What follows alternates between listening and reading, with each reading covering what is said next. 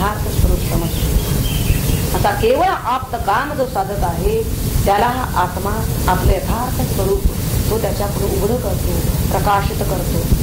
आणि तो साधक स्वतः परब्रह्म स्वरूप, तो आत्मा त्याला त्याच्यापुढे आपलं स्वरूप प्रकाशित करतो, उघड करतो. याचा अर्थ तो पूर्णतः त्याला स्वीकारतो, म्हणजे एकरूप करून घेतो. त्याला उरू देत नाही, पूर्णतः स्वतःशी समरस करून टाकतो, म्हणजे त्यालाही परब्रह्म स्वरूप करून सोडतो. आत्मसाक्षात्कार होणे याला म्हणतात. तो काही नुसते व्याख्यानाने होत नाही, केवळ तर्कबुद्धीनं शक्य नाही, पुष्कळ श्रवण केलं तरी सुद्धा तो प्राप्त होणारा नाही. हा आत्मा ज्याला वरतो त्याला आत्मसाक्षात्कार. ज्याच्या अंतःकरणात आत्म्याविषयी प्रेम उत्पन्न होतं त्यालाच त्याची प्राप्ती होणं शक्य. आत्मा वरतो, वरणे हा विकार. वधू वराला वरतो किंवा वर वधूला वरतो. हा आत्मा त्याला वरतो याचा अर्थ ज्याच्या अंतःकरणात त्याच्याबद्दल मगाशी म्हणलं आपण की ती वधू वराला वरते किंवा वर वधूला वरते. इथे या ठिकाणी वरणे हा भाग येतो. कुणाला वरणार? ज्याला आपल्याबद्दल प्रेम निर्माण झालेला आहे किंवा ज्याच्याबद्दल आपल्याला प्रेम वाटतो त्याला केव्हाही वरलं जातं, त्याला माला घातली जाते. तसं ज्याच्या अंतःकरणात आत्म्याविषयी प्रेम निर्माण झालेलं आहे, परमात्म्याविषयी प्रेम निर्माण झालेलं आहे त्यालाच वरलं जातं, त्यालाच त्याची प्राप्ती होते. तेव्हा आत्मा त्याच्या पुढं आपलं यथार्थ स्वरूप प्रगट करतो. सर्व वेद जरी जाणून घेतले आपण, अगदी भरपूर जरी श्रवण रूप अभ्यास केला, कीर्तन प्रवचन पाठ निरूपण केली तरी सुद्धा तेवढ्यानं आत्मज्ञान होईल असं नाही. अनेक श्रेष्ठ ग्रंथांचे अभिप्राय आपण समजावून घेऊन इतरांना जरी सांगत बसलो किंवा ते बुद्धीत आपल्या ठसले तरी सुद्धा आत्मा कळेल असं नाही. कारण आत्मा हा आत आहे, अंतर्यामी आहे. तो कुठंतरी दूर अंतरावर नाही की ज्याला आपण साधनांच्या कष्टानं त्याला मिळवायचं आहे. एखाद्या गोष्ट मिळवायची असते म्हणून याला प्राप्ताचीच प्राप्ती असं म्हणलेलं आहे. नित्य प्राप्त आहे तो. त्याला शोधण्यासाठी जो बाहेर वास्तविक पडतो त्यांनी म्हणलेलं आहे की आत्मशोधक मला करायचं आहे म्हणून जो उद्युक्त झालेला आहे त्याच्या समोर तो येऊन थांबतो आणि त्याला पाहता यावं म्हणून तोच काय करतो, तो अंतर्बाह्य उज्ज्वल करून टाकतो, प्रकाशमय करून टाकतो. याचा अर्थ त्याला अंतरी जसं आत्मस्वरूप प्रतितीला येतो तसं बाह्य चराचरात त्याला हे आत्मस्वरूप अंतर्बाह्य उजळून टाकले.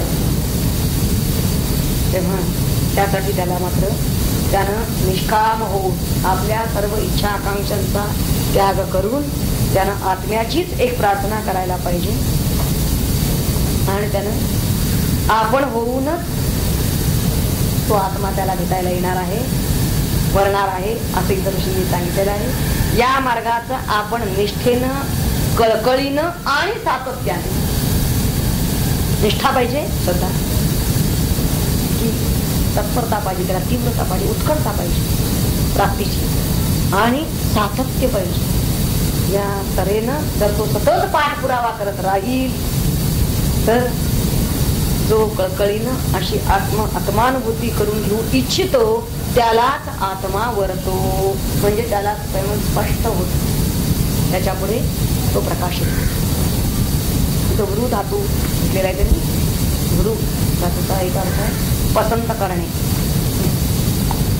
आणि दुसरा अर्थ आहे व्यापून टाकणे. म्हणून वृणुते म्हणजे अनावृत होते. आत्मा हा अत्यंत पवित्र आहे आणि निर्मल आहे आणि म्हणून त्याचं दर्शन घेण्यासाठी आपलं अंतःकरण सुद्धा अत्यंत पवित्र आणि निर्मल व्हायला पाहिजे. तीव्र बुद्धिमत्ता जरी असली किंवा खूप आपण विद्या संपन्न जरी असलो तरी सुद्धा निर्मल बुद्धी आपल्याजवळ असेलच असं नाही. काही वेळेला उलट असं दिसून येतं की वेदांताचा अभ्यास करणारी जी माणसं असतात तीच माणसं चित्तशुद्धीचं महत्व ओळखून वागत नाही.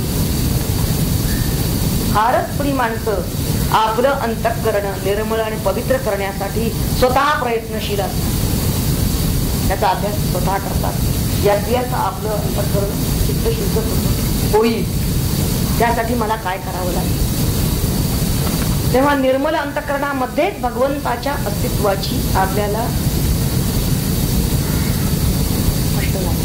मला म्हणलं अहंस्फूर्तीचा प्रत्यय येईल. कुणाच्या अंतःकरणात हा येईल? इतर मंदिरावर कुठं आहे तुम्ही सांगता की अहंस्फूर्ती? आम्हाला तर काय त्याच्यात तो दिसलं नाही. बसलो आम्ही डोळ्यातून बराच नाही. ज्याचं अंतःकरण निर्मल आणि पवित्र आहे त्या अंतःकरणातच ही आत्म्याच्या भगवंताची त्याच्या अस्तित्वाची ही खूण तिथं प्रगट होणार. आणि अशा माणसावरच भगवंताची कृपा मग पुढे सहजगत्या व्हायला लागते. ज्याच्या अंतःकरणामध्ये प्रापंचिक वासना क्षीण व्हायला पाहिजेत. मात्र क्षीण झाल्यामुळे आधी काय होतं? प्रापंचिक वासना त्याच्या क्षीण व्हायला लागतात, कारण त्यांना त्याचं व्यर्थ जाणवतं. आणि नंतर मग भगवंताच्या दर्शनाची कळमळ त्याच्या चित्तात निर्माण व्हायला लागते. आणि अशी झाली की मग त्याला एका भगवंता वाचून अन्य काही नको हे टप्पे आहे. आधी काय व्हायला पाहिजे? जो सतत त्या वाचनामध्येच आहे, सदैव प्रपंचामध्येच लिडबिडलेला आहे, त्याच्याच्यानेही होणार नाही. जो ज्याच्या या वासना क्षीण आता बाद झाला, प्रपंच केला तेवढा पुष्कळ झाला. आता ह्या आत्म्याच्या शोधाला किंवा परमात्मा प्राप्तीसाठीच आता प्रयत्न करू असं ज्यानं पक्क ठरवलेलं आहे, असा जो आहे या भगवंता वाचून अन्य काहीही नको अशा माणसावरच भगवंत आपण होऊन कृपा करतात. तेव्हा भगवंत कृपा करतात म्हणजे काय? याचा अर्थ असा आहे की स्वतःच्या अस्तित्वाची त्याला स्पष्ट जाणीव करून देतात. कृपा करतात. त्या भगवंताच्या कृपेची पहिली खूण आहे. मी कुठं आहे? अहम आत्मा गुडाकेश सर्वभूताशयस्ता. मी सर्वभूत मात्रांच्या अंतर्यामी अहम रूपात आहे. हृदयेशे अर्जुन तिष्ठति. अर्जुन पण न घेता मी पण जे पांडसुता उठी ते तत्वता तयाचे रूप. याच्यापेक्षा आणि किती स्पष्टपणे सांगणार भगवंत. मी नेमका कुठल्या रूपात असतो, कसं ओळखायचं, मला किती चाकडं पडलेलं आहे. पण भगवंतानी असं काही सांगून ठेवलेलं आहे. म्हणून समर्थांनी सांगितलं अहम आत्मा हे कधीच विचारू नका. मी अहम या रूपात आहे, पण ह्या अहमची स्पष्ट जाणीव कुणाला करून देतात? आता जसं सांगितलं याचा अंतःकरण शुद्ध झालेला आहे आणि जो अनन्य झालेला आहे. या भगवंताविना अन्य काही नको असा.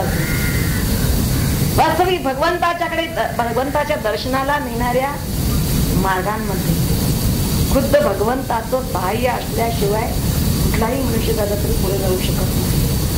हे साधारण आपण जर अवलोकन केलं तर आपल्या लक्षात येतं. तेव्हा आपल्या लेखी येत आहे की आपण आधी आपलं अंतःकरण निर्मल करून घ्यावं, आधी वृत्तींचा निरोध करावा. सारांशभूतानं जर आपण पाहूया तर नेमकं उपाय कसा करायचा. अंतःकरण शुद्धी करा, अंतःकरण शुद्धी करा, पण म्हणजे काय?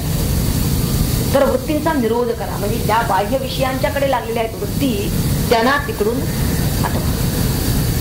त्या बहिर्मुखतेला रोखा, अंतर्मुख करा. आता ही एकदा वृत्तींचा निरोध पचनी पडला, सतत त्यांना वळण लागलं या वृत्तीला, की मग अंतःकरणामधील आधी मल नाहीसा व्हायला लागतो. त्याचा पहिला टप्पा मल नाहीसा होतो. अंतःकरणात पाप विचार कल्पना उठतच नाही. इतकंच नव्हे, अंतःकरण शुद्ध झाल्याची एक उत्तम खूण आहे की त्याचा अहंकार क्षीण होऊ लागतो. प्रत्येक गोष्टीला जो तो मी लावत होता, आपण आता दिनचर्या आपली पाहिली तर मी अमुक वाजता उठलो, मी अमुक वाजता आंघोळ केली, मी अमुक वाजता झुलो. प्रत्येक पाठीमागे तिथं मी आहे त्याचा. स्वामीजी आम्हाला सांगायचे की आपल्याला जर देह तादात्म्य सोडवायचं असेल तर देह उठला, देहाला आंघोळ घातली, देहाला जीव घातलं, देहाला वस्त्र नेसवलं असं म्हणायला लागा म्हणजे असं समजून म्हणायला लागा. प्रत्येक त्यावेळी जे आपण मी म्हणतो, मी वस्त्र नेसतो, मी जेवतो, मी चाललो असं जे म्हणतो तो देह चालला असं जेव्हा कराल तेव्हा देह तादात हळूहळू सुटायला लागले. त्यांनी एक युक्ती सांगून ठेवली. तेव्हा एक खूण आहे आपलं चित्त शुद्ध झाल्याची की आपला अहंकार क्षीण होत. जर जसा हा अहंकार आकुंचन होत जाईल त्याचं स्वरूप कमी कमी होत जाईल, पण आधी तो खूप वाढलेला असतो, तर तसा हा साधक त्याची अंतर्यामी त्याची त्याला आपला अहंकार कमी झालाय का नाही कुणी दुसऱ्यांना नको सांगायला आम्हाला ते कळायला पाहिजे आणि अंतर्यामी कळायला पाहिजे. आणि त्याची खूण अशी आहे की आपण अनुसंधानामध्ये सखोल बुडी घ्यायला लागतो.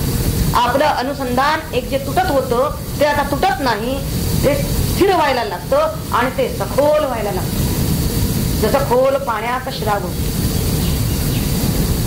आणि एकदा खोल पाण्यात शिरलं की मग जसं पाणी त्याला ओढून घेत तसं भगवंतच आपोआप आपल्याला खेचून घेतो. तेव्हा ज्याचा अभ्यास करा निर्मल होऊन आत्म्यासाठी तळमळ ज्याला लागलेली आहे त्याला त्याचं खरं स्वरूप नजरेला पडतं. आत्मदर्शन झालेला असा हा पुरुष वास्तविक तसा दुर्लभ असतो.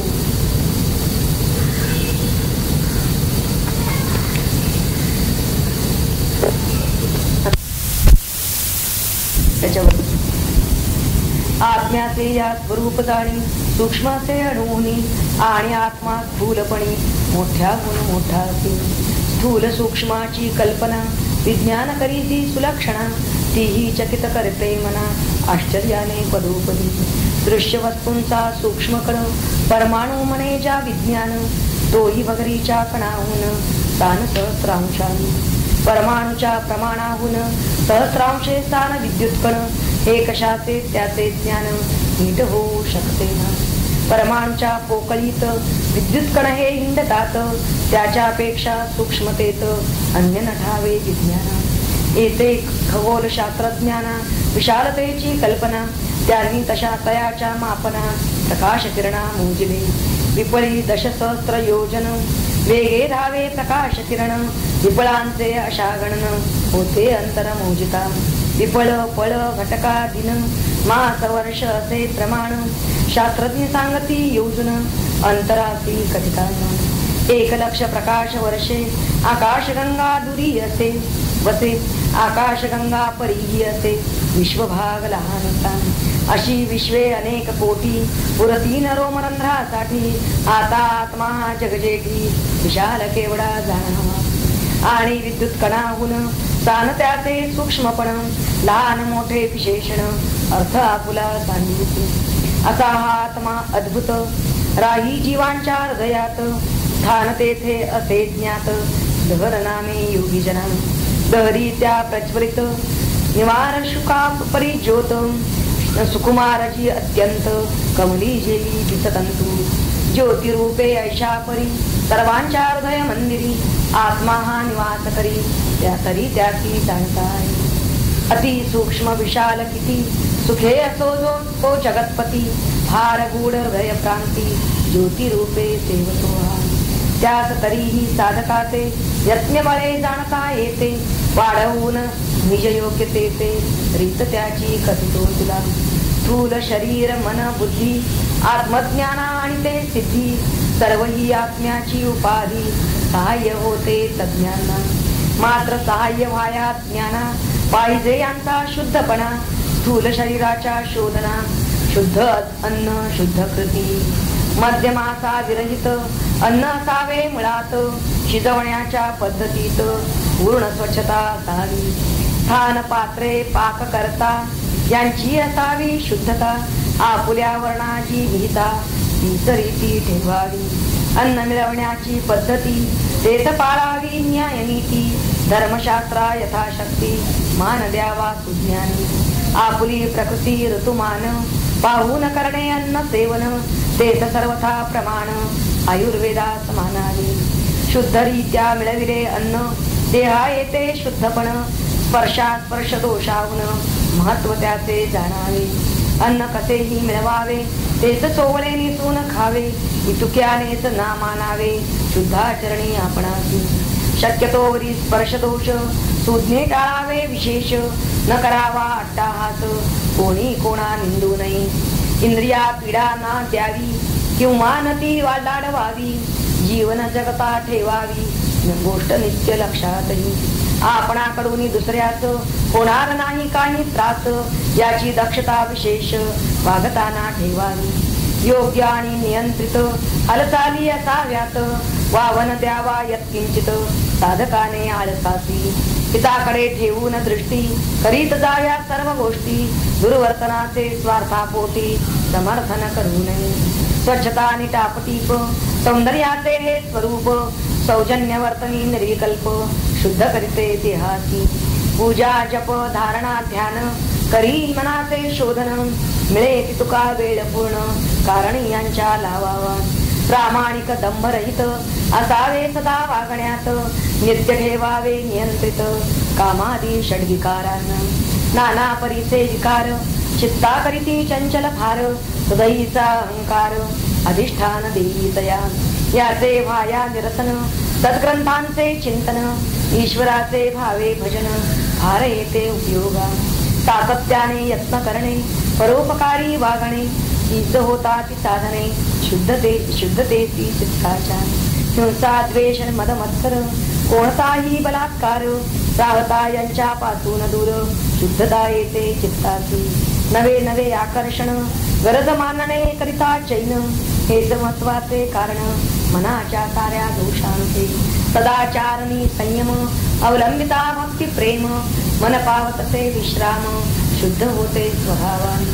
तरकट संशय नास्तिकता यांनी दूषित बुद्धिमत्ता तिला यावया शुद्धता दोष तिने हे टाळावे मनी असावी शास्त्र प्रतीती शास्त्र प्रीती उपहासावी न संस्कृती आदरे सज्जन संगती धरिता दोष पळती निश्चयाने अशा रीती वागल्यासी हो शुद्ध होती शरीर मन आणि मती धातु प्रसाद म्हणती या धातु प्रसादे करून कळते आत्म्याचे महिमान मात्र असावे सावधान निष्काम वृत्ती ठेवावी करावी ध्येयाची निश्चिती सतत यत्नी असो प्रीती बरी न येऊ द्यावी चित्ती कधी फळाची अभिलाषा फळाविषयी असता काम प्रयत्नांचे सुटे प्रेम वाटे केले किती श्रम तरी लाभ काही नसे या योगाने साधने विषयी उगे होते मन संशयी साधकांच्या तेने हृदयी अश्रद्धा की बळावते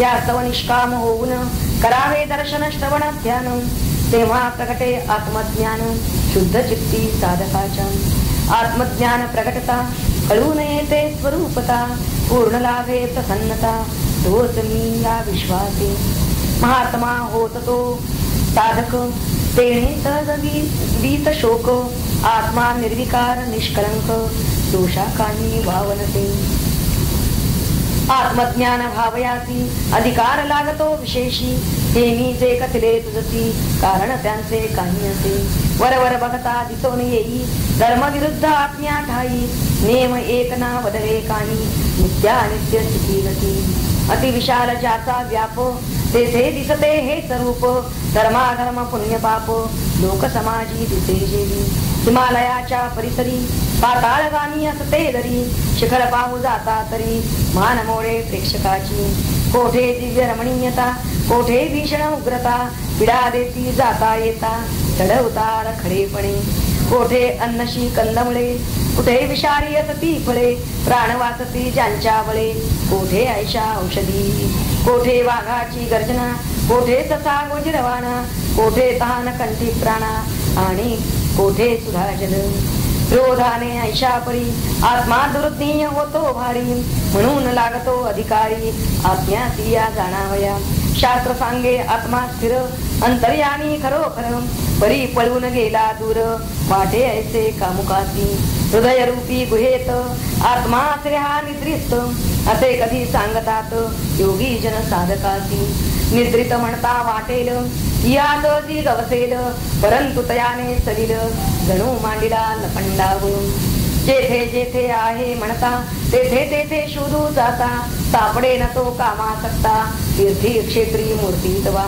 असोनी आत्मा निरहंकारी उपेक्षी मदोन्मत्ता परी असताही हा निर्विकारी सुखी दुःखी वाटे सदा उपाधीचा हा प्रताप हीच आणि हा संताप उपाधीचा सरता शाप एकता आहे प्रत्ययाची माझ्या सारखा अधिकारी जाणतो या सर्वतोपरी तपस्येच्या बळावरी प्राप्त झाली योग्यता ज्या वस्तुस्थितीचे निदर्शक बोलणे मम हे निशंक अहंकाराचे प्रतीक नचिकेत्या त्या मानू नको कामासक्ती सारून दुरी ध्यान साधनी अत्यादरी यज्ञ केले निर्धारी भाग्य तेने लाभले ते तुझ्या लक्षात यावे म्हणून हे बोललो बरवे काय आणिक मिळवू नवे प्रौढी ऐशी मिळवून कशानेही मर्यादित व्यापक आत्मा नाही होत गवसणी आकाशाप्रत घालावया येना कधी सीमित आकाराच्या मुळे ओळखाया येते सगळे पाहिले वा समजले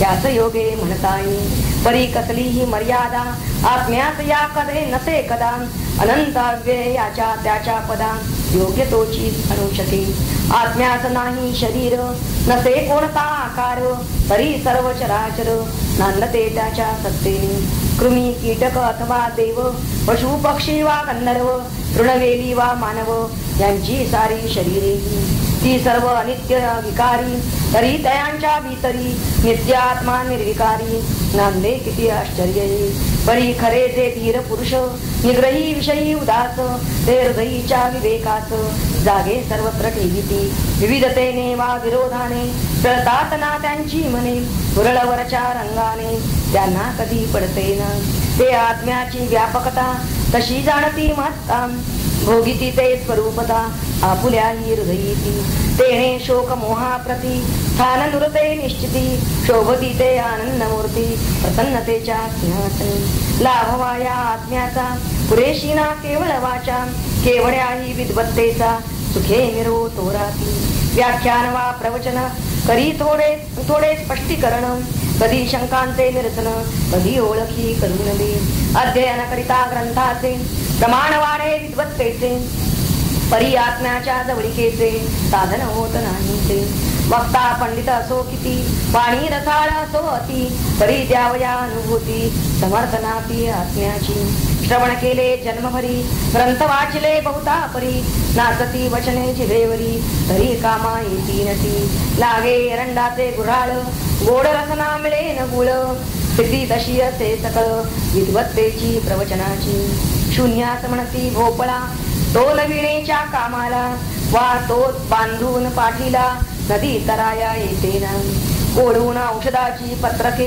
पितान जाती रोगनिके राणा गाताही कौतुके नसे संबंध अर्थाशी तसे नुसते शब्द ज्ञान केवळ वाचा रंभण आत्मसाक्षात्काराहून कोसो दूर राहिते तशीच केवळ बुद्धिमत्ता श्रद्धा भाव विरहिता आत्मलाभ होण्याकरिता हित नाही उपयोगा चैतन्य नुरे कुडीत नसे वसे न मूर्ती मंदिरात सुखानुना नोके प्रत नसल्या परी असूनती तीक्ष्ण शस्त्राची न शोभे धार कुशलाती नसेल तर तसे बुद्धीचे हत्यार स्वाधीन नसता श्रद्धेच्या तरकटाची होते माता न अशी नुसती बुद्धिमत्ता व्याकुळ मात्र करीते चित्ता संशयाने अशांतीने पूजा पाठव्रते केली ही साधने अवलंबिली कास धरून ठेविली योगाची वा तपस्येची आता मजसी आत्मज्ञान झालेच पाहिजे हा विमान साधक निग्रही असून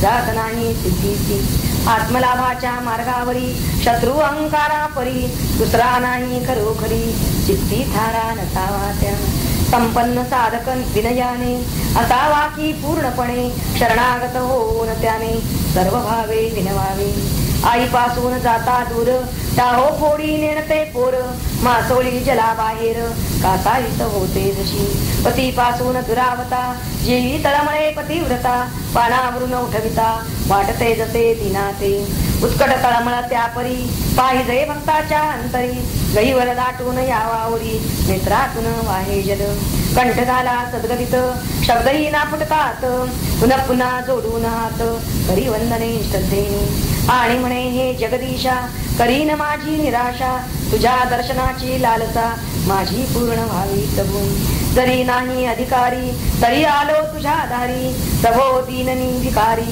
विनोख मला लावू नको कमळावरी सहस्र कर निष्ठुरतेने रुसला जर त्याने कुणाच्या बळावर मकरंदाची इच्छावी मी दरिद्री तू कुबेर दीन याचक मी तू दार तू परम सुखाचे मंदिर तप्त श्रांत प्रवासी चातका समय हो करुणा माझी तुला करुणा घना अनन्य भावे तुझ्या चरणा शरणालो तारी मला दीनाचे प्रेम भावे जगदीशाची आळवावे कधीतरी अनुकूल दैवे दया येईल देवासी या विश्वासाने दृढ साधके असावे धरून ओढ प्रेम भावनेची कड येत असावा नित्य नवा कुणाचा कसला अधिकार चालतो ना आत्म्यावर स्वतंत्र आहे परमेश्वर सर्व सत्ता त्याची असे इतुके दिले इतुके केले इतुके पाहिजे मिळाले असे मुळी चाले या पार धंदा नाही सोडून सर्व अहंकार लोळण घ्यावी पायावर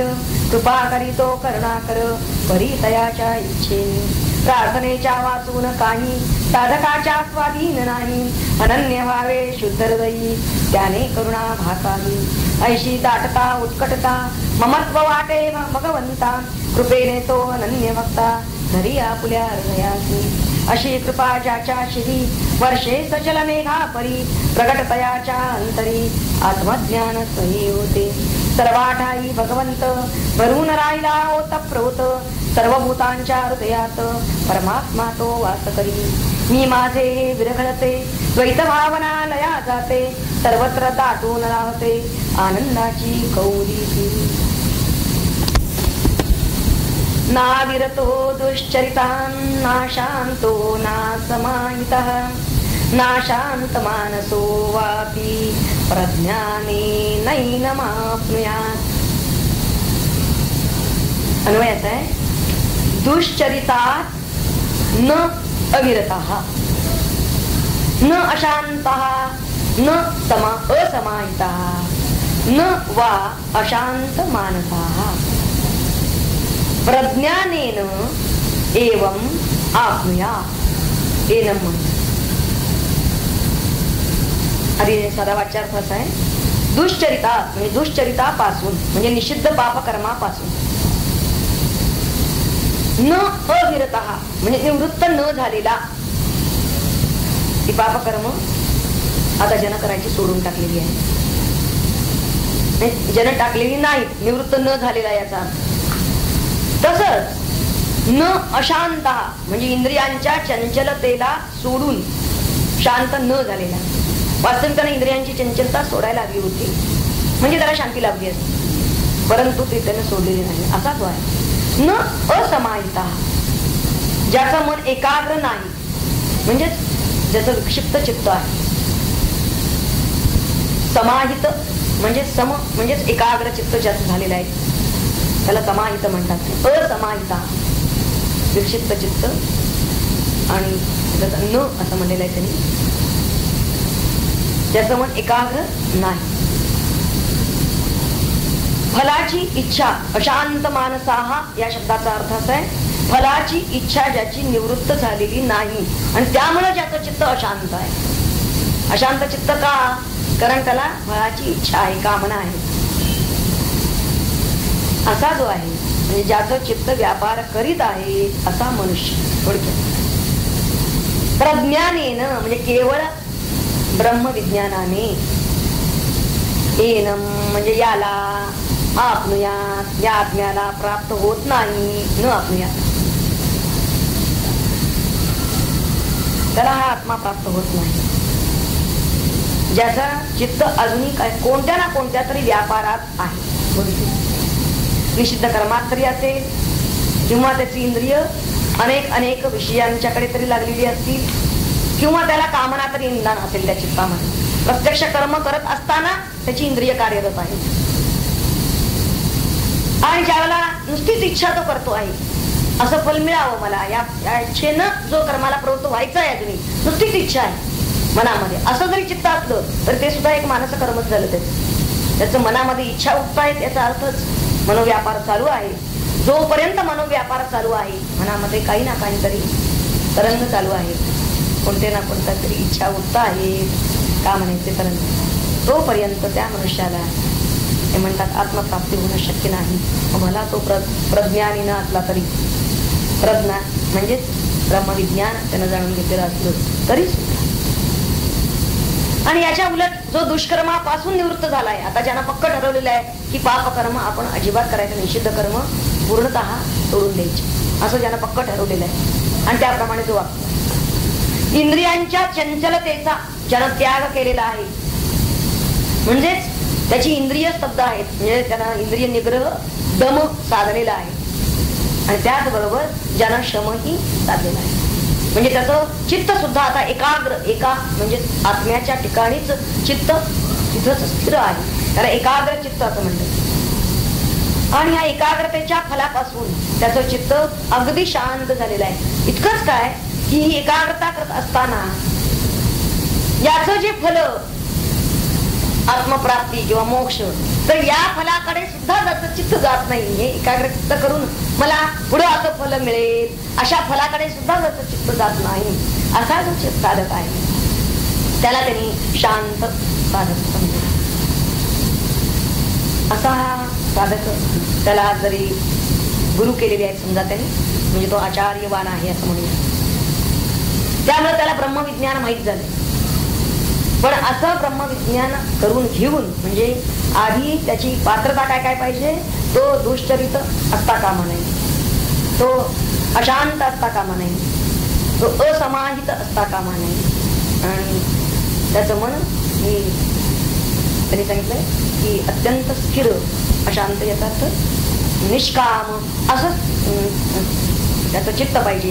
असा जो असेल त्या साधकानं गुरुच्या द्वारे ब्रह्म जाणून घेतलं पाहिजे. ब्रह्मविज्ञान म्हणजे गुरूंच्या द्वारा त्याची प्रज्ञा उदित झाली पाहिजे. गुरु त्याला जो बोध करतात त्या बोधाने त्याची प्रज्ञा विकसित होते, म्हणजे त्याच्या ठिकाणची बुद्धी, सूक्ष्म बुद्धी जिला म्हणलेली आहे की जी फक्त आत्म्याचंच ग्रहण करू शकते, अशी बुद्धी, एकाग्र बुद्धी. तर अशी प्रज्ञा, त्या प्रज्ञाने मग आपल्यात मग त्याला ते प्राप्त होईल, पण तोपर्यंत त्याला होणार नाही. म्हणजे हे सगळे व्यापार जर असतील आणि नुसतं गुरु आहेत आणि अर्थात त्याची प्रज्ञा विकसित होणार नाही. गुरु आहेत परंतु प्रज्ञा पर्यंत टप्प्याला तो जाणार नाही. तेव्हा जो असा नाही तो या आत्म्याला कसं जाणणार, असा प्रश्न विचारलेला आहे. निषिद्ध कर्म त्यांनी सांगितले आधी, श्रुती स्मृती शास्त्र आम्ही जे सांगितले निषिद्ध म्हणून, त्या सगळ्या गोष्टींचा ज्यानं त्याग केलेला नाही आता या आत्म्याला जाऊ शकणार नाही. म्हणजे तो त्याच्या पात्रतेचा नाही, त्याची पात्रता कशी कशी पाहिजे हे त्यांना आधी सांगायचं. तशीच त्यांना काय केलं पाहिजे, जसे आचरणामध्ये जसे निषिद्ध कर्म पूर्णता सोडली पाहिजे, तसं आपल्या इंद्रियांची चंचलता सुद्धा त्यानं कमी कमी करत करत इंद्रिय स्तब्ध ठेवली पाहिजे, तर त्या इंद्रियांना राहायला पाहिजे. इंद्रिय सुद्धा या परमात्म्याशीच जोडून ठेवून त्यांना चंचल केव्हा होता, तर विषयांच्याकडे जेव्हा ती लागतात त्यावेळी चंचल हे चित्त म्हणजे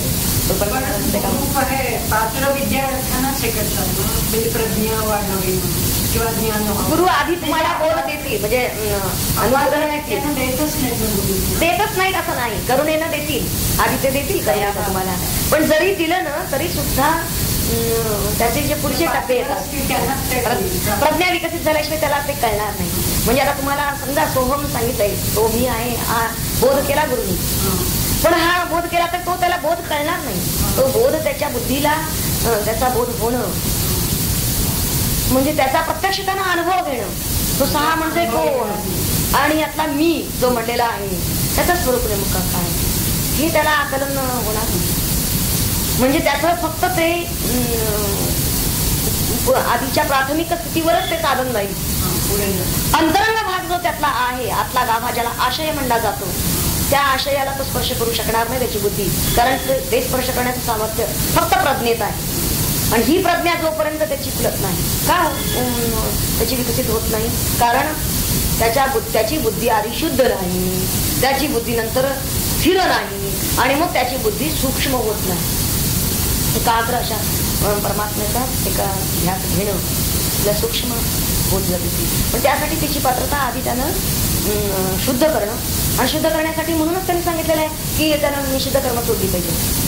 निषिद्ध कर्म त्यानं सोडणं आणि विहितच आचरणं, कारण चित्तशे शुद्ध हे कर्म, चित्ताची शुद्धी कर्मच करणार आहे. आणि ती कर्म जी विहित कर्म तो करेल आणि यथायोग्य मार्गाने तो करेल तशी सांगितले तशी निष्कामपणे तिथं सांगितलं त्यांनी फलाची इच्छा करून घातला कामा नये. त्यामध्ये असं जेव्हा करेल त्याच वेळेला त्याची बुद्धी अधिमती शुद्ध होईल, आणि मग शुद्ध झालेल्या बुद्धीला त्यांना स्थिर करायचं आहे. स्थिर करण्यासाठी म्हणून पुढचं आलेलं आहे की त्यांना अजिबात त्या इंद्रियांना दुसऱ्या विषयांना त्यांच्याकडे लागू द्यायचं नाही. जगामध्ये अनंत विषय आहेत, म्हणजे शब्दस्पर्श रूपरसगंध हे विषय तर आहेतच, पण एखादा म्हणतो की नाही मला संगीताची आवड आहे. आता संगीताची आवड आहे असा म्हणणारा जो आहे तो संगीतामध्ये त्या आपल्या सर्व इंद्रियांना आपल्या प्राणमन सगळं तो लावतोय संगीतामध्ये समजा. आता त्यामध्ये तो निष्णात होईल, परंतु त्यानं आपली सर्व मनबुद्धी जर त्यामध्ये लावलेली असेल तर त्यामध्ये त्यानं प्रावीण्य मिळवलं.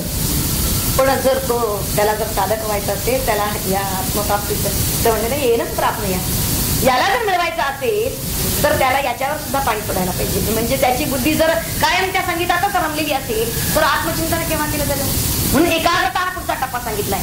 तर त्या बुद्धीला त्यानं स्थिर करण्यासाठी इतर सर्व विषयांच्या पासून त्या इंद्रियांना त्यानं सोडलं पाहिजे. कोणताही विषय आणखी इंद्रिय यांचं जर संबंध जर असेल, इंद्रिय जर त्या बाह्य विषयांच्याकडे जर जोडलेली असतील, त्याशी जर योग साधत असतील तर त्याला त्या परब्रह्म परमात्म्याशी योग साधता येईल. आधी इंद्रियांचं शमन सांगितलंय आणि मग मनाचं शमन, आणि मग ही बुद्धी आपोआप ती एकाग्र व्हायला लागते. त्याशिवाय ती होतच नाही बुद्धी एकाग्र. जोपर्यंत बाहेर त्याच्या बुद्धीमध्ये जोपर्यंत बाहेरचे विषय आहेत, बाहेरचे पुस्तक नव्हे तर आतील सुद्धा अंतर्यामी सुद्धा त्याच्याविषयी जर काही असतील तर तो एखादा विचार सुद्धा त्याला त्या ठिकाणी अडचण ठरतो, आणि मग त्याचं ध्यानाला बसता तर त्याचं चित्त एकाग्र होत नाही, त्याची बुद्धी एकाग्र होत नाही. आणि ही सूक्ष्मता त्याला येणं त्याच्या बुद्धीला सूक्ष्मच झाली बुद्धी सांगता येईल ज्यावेळी त्याला आपल्या निज स्वरूपाचा पत्ता लागेल.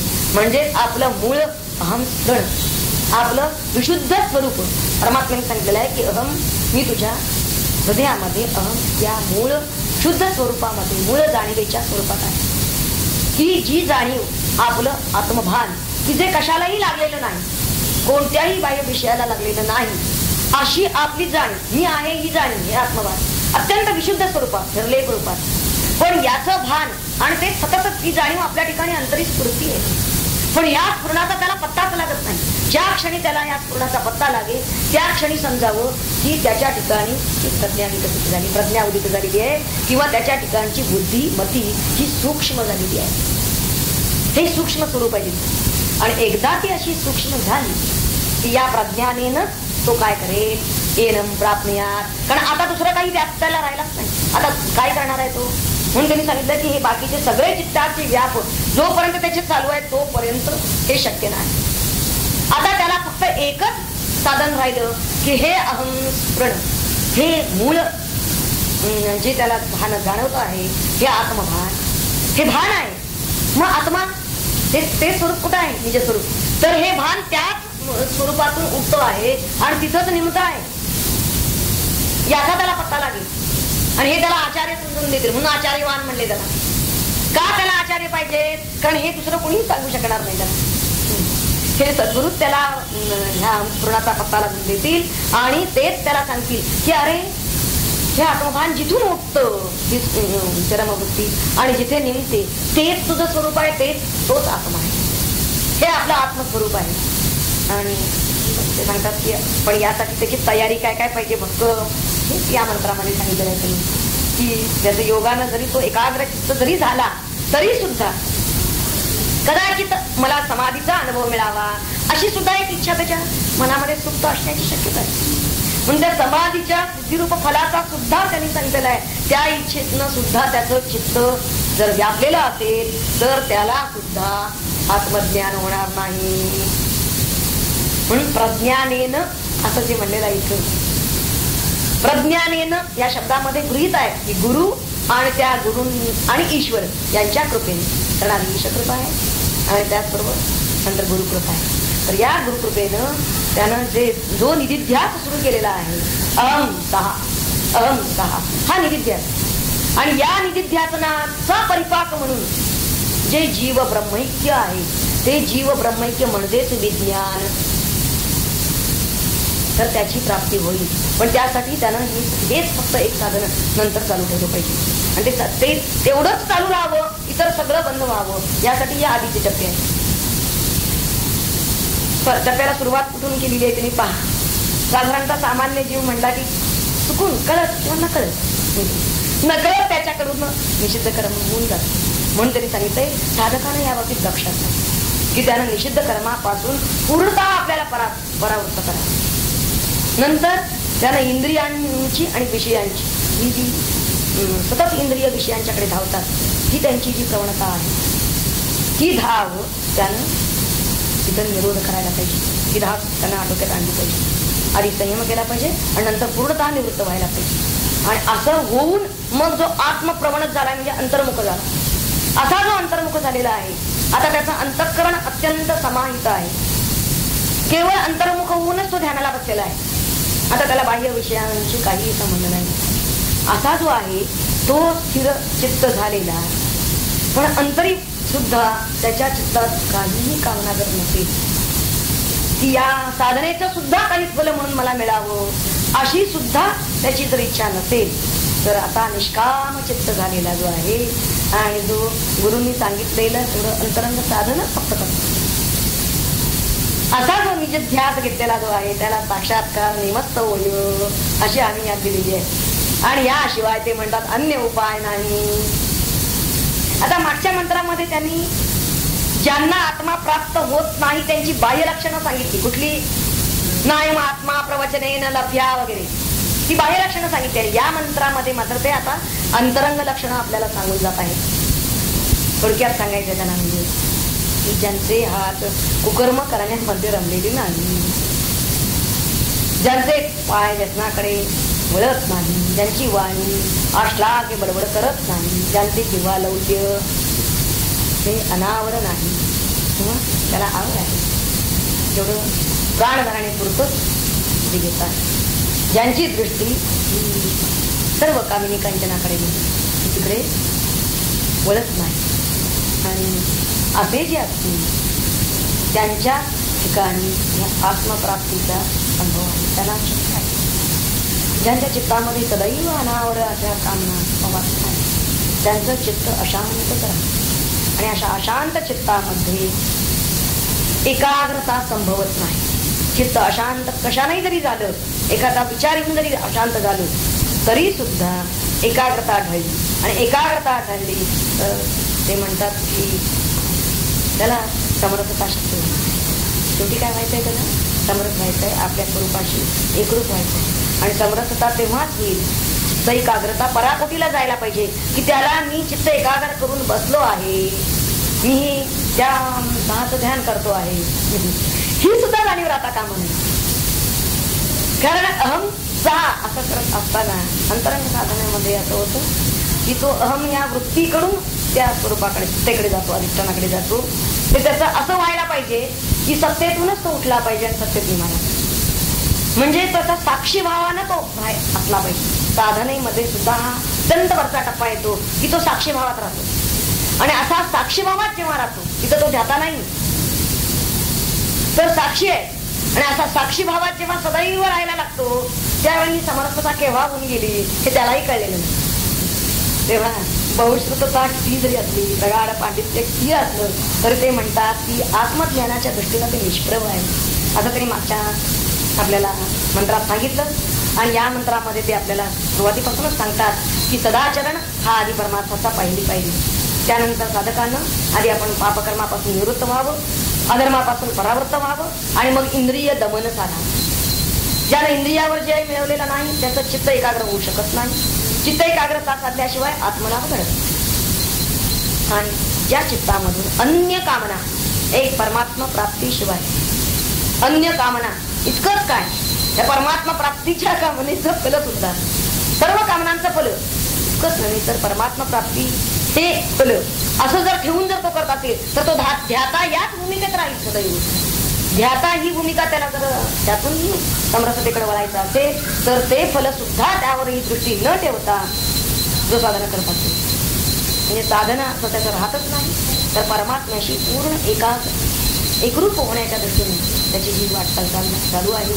खरी चित्त एकाग्रता यालाच म्हणलेलं आहे ना. अशी ज्याला साधली त्याला आत्मलाभ दूर नाही असं या मंत्रामध्ये आपल्याला दिलं आहे. पुढचा 25वा मंत्र असा आहे, यस्य ब्रह्मच क्षत्रञ्च उभे भवतोदनः मृत्युर्यस्योपसेचनं तो यथा वेद यत्र सः. अन्वयादी पाहूया. यस्य ब्रह्मच क्षत्रञ्च उभे ओदनः भवतः मृत्युः यस्य उपसेचनं का इत्था वेद यत्र सः. अर्थ बघूया की वाच्यार्थ. यस्य म्हणजे ज्या आत्म्याचा, ब्रह्म म्हणजे सर्व धर्मांचं धारण करणारे ब्राह्मण, च आणि क्षत्रम सर्वांचं रक्षण करणारे क्षत्रिय असे हे दोघे उभे, दोघेही हे त्याचे काय आहेत, ज्याचे ओदनः भवतः, त्याचे हे खाण्याचे पदार्थ. ओदन म्हणजे भात, जसं ताटामध्ये आपण जेवायला बसतो त्यावेळी भात हे खाण्याचा मुख्य अन्न म्हणूया त्यांचं. तर दोघांचाही खाण्याचा पदार्थ म्हणजे हा भात होतो. हे ब्राह्मण आणि क्षत्रिय हे ज्याचे भात आहेत व खाण्याचे पदार्थ आहेत. आणि मृत्यू म्हणजे मृत्यू सर्वांचं हरण करणारा मृत्यू हा ज्याचं यस्य उपसेचनं, हा ज्याचं कालवण आहे, तोंडी लावणं आहे. ज्या ओदनाचं नुसतं तोंडी लावणं किंवा ज्याला आपण कालवण म्हणतो, जसं काय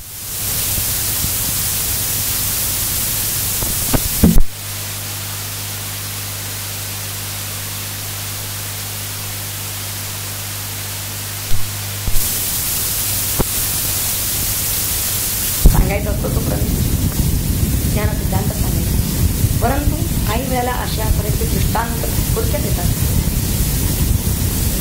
तर इथं त्यांचा अभिप्राय काय आहे म्हणण्याचा तो आपल्या लक्षात घ्यायला पाहिजे.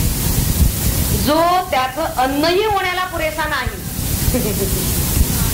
त्या आत्म्याला पुढे त्यांनी म्हणले का इच्छा वेद यत्र सा.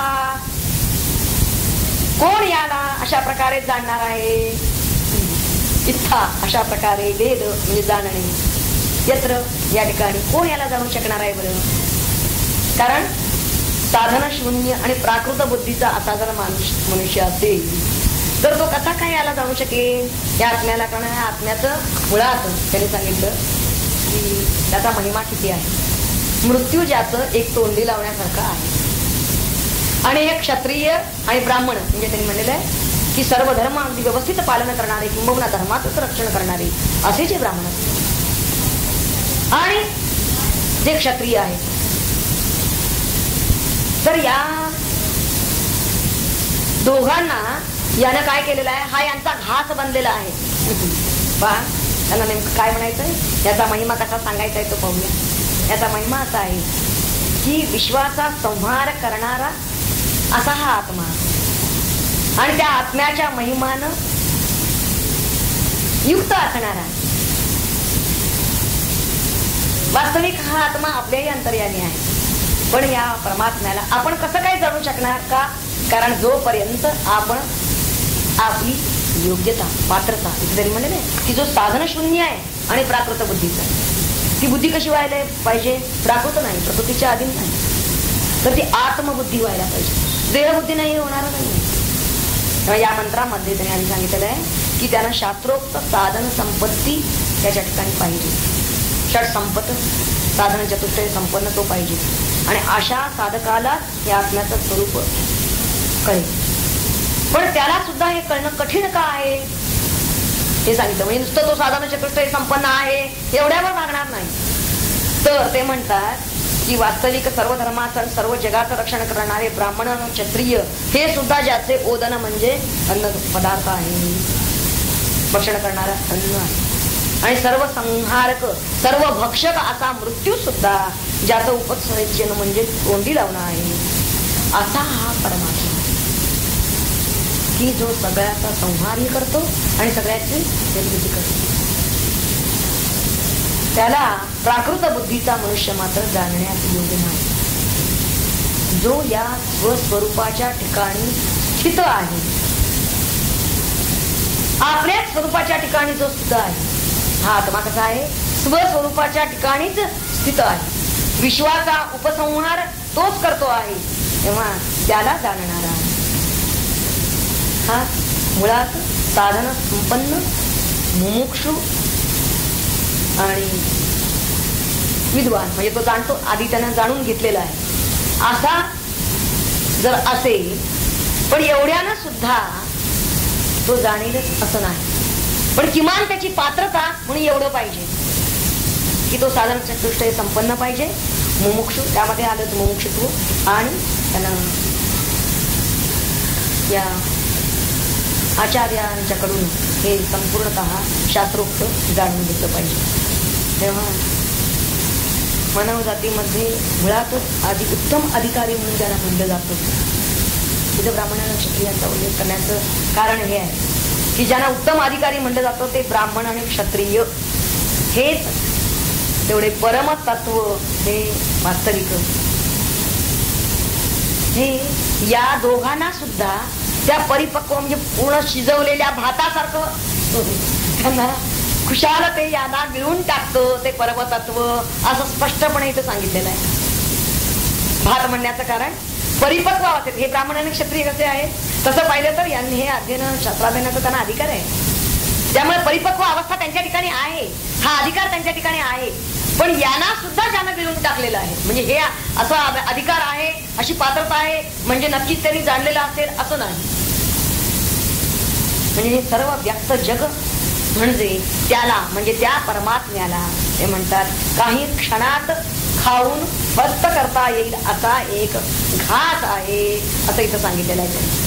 असा हे परमतत्व, असं हे परमतत्व म्हणजे त्या परमतत्वाचा महिमा त्यांना सांगायचा आहे. कशासाठी सांगायचा आहे हा महिमा? त्याचं कारण मनुष्यानं प्राकृत होऊ नये, प्रकृतीच्या अधीन राहून सदैव त्या देहबुद्धीने, कारण का मनुष्याचं त्याला खाण्याच्या बाबतीतला दृष्टांत देण्याचं कारण हे आहे. नित्य उठून या खायाचीच चिंता मनुष्याला लागलेली आहे, सदैव तो देहबुद्धीत आहे आणि ही देहबुद्धी त्याची नष्ट करण्यासाठी म्हणून त्यांनी हे सांगितलंय की अरे जे सदैव चिंतन आत्मचिंतनात घडलेले आहेत असे ब्राह्मण आणि धर्मरक्षणासाठीच ज्यांनी शस्त्र हाती धारण केलेलं आहे, त्यासाठी आपल्या देहाची तमाची बाळगत नाहीत, प्रवाह करीत नाहीत, असे जे क्षत्रिय आहेत. जो आत्मज्ञानासाठी किंवा या आत्मतत्वाच्या शोधासाठी प्रवृत्त झाला असेल, त्याला किती पराकोटीच त्यांची बुद्धी किती विकसित झालेली आहे ब्राह्मणांच्या प्रमाणे सांगा. किती सत्वगुणाचा उत्कर्ष पाहिजे त्याच्या ठिकाणी, आणि त्याचबरोबर आपल्या देहाची सुद्धा तमा त्यानं करता कामा नाही, देहबुद्धी तर तो असताच कामा नाही. हे दोन्ही सांगायचंय त्यांना. आणि या परमतत्वाला मृत्यूची भयावह अशी प्रक्रिया म्हणजे क्षुधेला आणखीन चव निर्माण करण्यासाठी म्हणून फक्त तोंडी लावणं असा हा मृत्यू आहे, हे त्यांना सांगायचं आहे. काय त्यांनी उपमा दिलेली आहे ती पहा आणि कशासाठी दिलेली आहे. जसं तोंडी लावणं म्हणून आपण वापरतो तसं या परमतत्वाला हा मृत्यू म्हणलं की माणसाला भय वाटतो. पण हा भयानक मृत्यू हा त्याला काय विशेष नाही, त्याला तोंडी लावण्यासारखं आहे. थोडस तोंडाला चव यावी म्हणून, जसं आपण लोणचं वगैरे खातो तसं तो आहे असं सांगायचंय का. म्हणजेच त्याचं परिपूर्ण स्वरूप जे आहे शुद्ध चैतन्य तत्व, त्याची शक्ती सामर्थ्य हे अशा प्रकारचं आहे. आणि ते सामान्य मानवांना, प्राकृत जीवांना जर ते जाणून घ्यायचं असेल, त्याशी एकरूप व्हायचं असेल, त्याशी तद्रूप व्हायचं असेल तर तसं पाहिलं तर त्यांना प्राकृत राहून ते शक्य नाही, ते फार कठीण आहे. आणि म्हणून त्यासाठी त्यांची आधी आत्मशुद्धी व्हायला पाहिजे, त्यासाठी ते आधी तत्पर पाहिजेत. म्हणून हे आधीचे ब्राह्मण आणि क्षत्रिय त्यासाठी त्यांनी पात्रतेसाठी घेतलेले आहेत. आत्मज्ञानाला त्यांनी ते सांगतात की अधिष्ठान स्वरूप असणारा जो सत्वगुण तो ब्राह्मणाजवळ. पण एकच होतंय हे ब्राह्मणांचा सुद्धा तो ते परमतत्व घात का करून टाकतो, भातासारखं खाऊन टमाटा का करतो?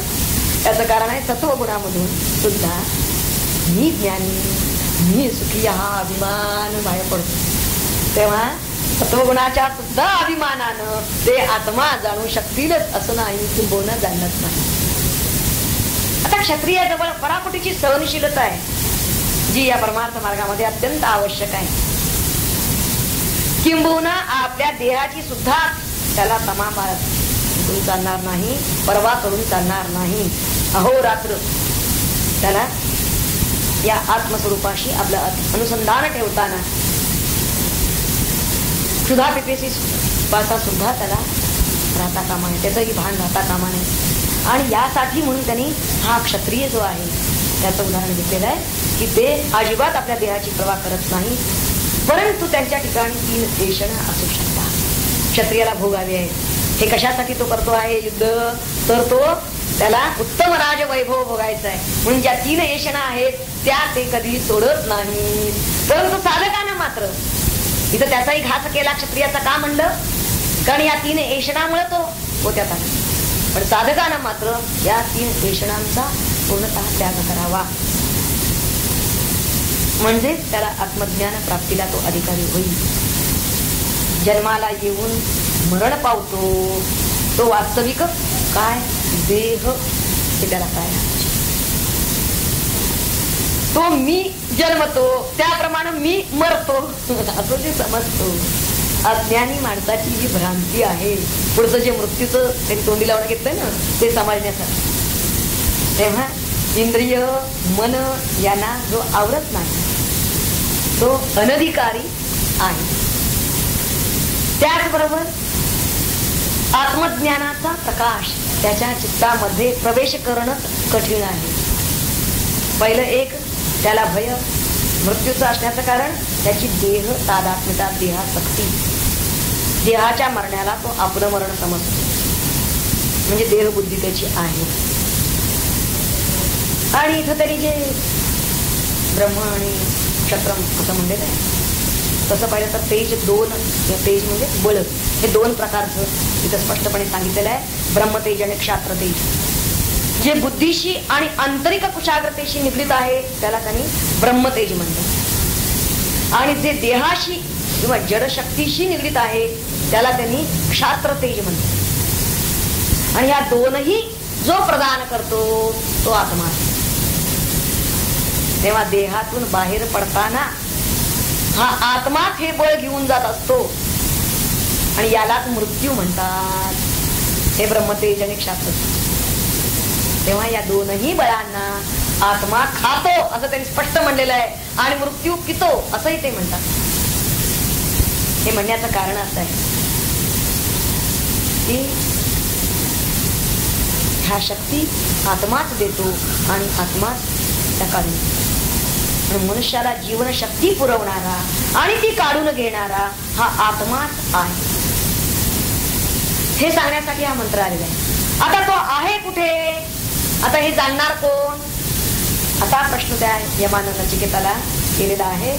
आणि हा भाग म्हणजे द्वितीय वल्ली या ठिकाणीच पूर्ण होते. तृतीय वल्लीमध्ये पुढचा भाग येणार.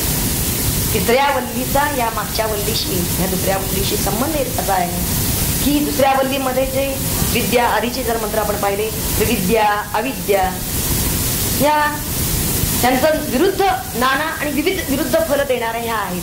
विद्या आणि अविद्या विविध फल देणाऱ्या ह्या आहेत असा उल्लेख इथं द्वितीय वल्लीमध्ये त्यांनी केलेला आहे. पण फलासह त्यांचा पूर्णपणे त्यांनी निर्णय केलेला नाही. नेमकं काय फल हे सांगितलेलं नाही, आणि त्यांचं नेमकं फल काय हा निश्चय करण्यासाठी, म्हणजे हा निर्णय सांगण्यासाठी, सफल निर्णय करण्यासाठी या तिसऱ्या वल्लीमध्ये त्यांनी जी प्रसिद्ध रथाची उपमा दिलेली आहे, रथाची कल्पना, ती या तिसऱ्या वल्लीमध्ये येते. आणि या कल्पनेनं आत्मज्ञान आपल्याला कळायला सोपं जातं. तसंच जे प्राप्त करून घेणारा जो जीवात्मा आहे, आणि कुणाला प्राप्त करून घेतो तो परमात्म्याला, परमेश्वर, तो प्राप्य. किंवा त्या परमात्म्याकडे जाणारा हा जीव आहे आणि त्याचं गंतव्य काय आहे तर परमात्मा. या दोघांचं विवेकानं आपल्याला ज्ञान व्हावं. म्हणजे यांचं ज्ञान होण्यासाठी विवेक आवश्यक आहे. तो विवेक या तिसऱ्या वल्लीमध्ये त्यांनी सांगितलेला आहे. आणि त्यासाठी त्यांनी इथं हे आत्मे जीवात्मा आणि परमात्मा असे आपल्याला वाटेल की दोन आत्मे मानले आहेत, फक्त मानले आहे. तेव्हा हे जे पहिल्या मंत्रापासूनचे जे मंत्र येत आहेत यामध्ये तर हे द्विवचनामध्ये येतात. हा मंत्र वाचूया आपण. पाहूया.